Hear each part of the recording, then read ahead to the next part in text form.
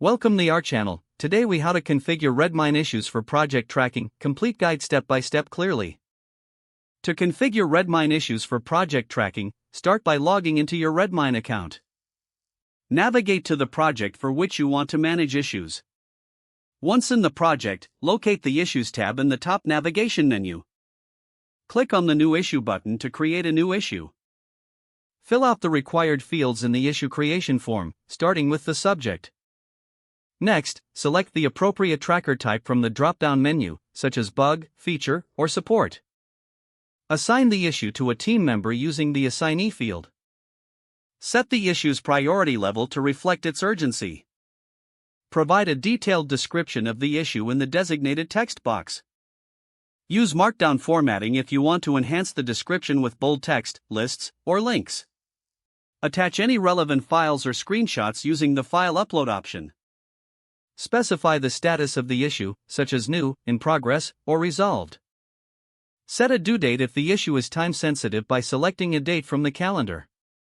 Adjust any custom fields if your project has specific requirements.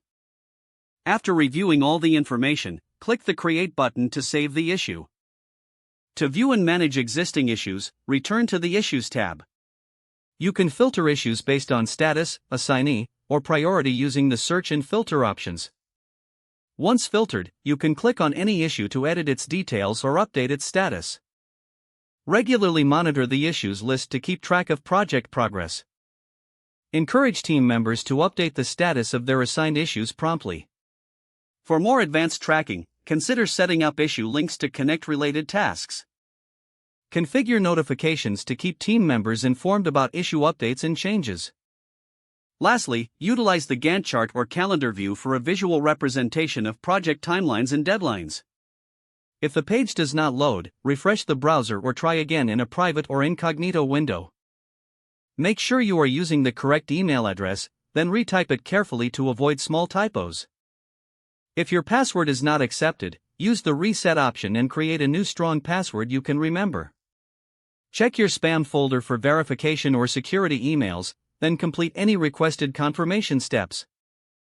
Enable two-factor authentication if available to improve account security and reduce unauthorized access risk. Don't forget to like this video and subscribe to our channel for more step-by-step tech guides.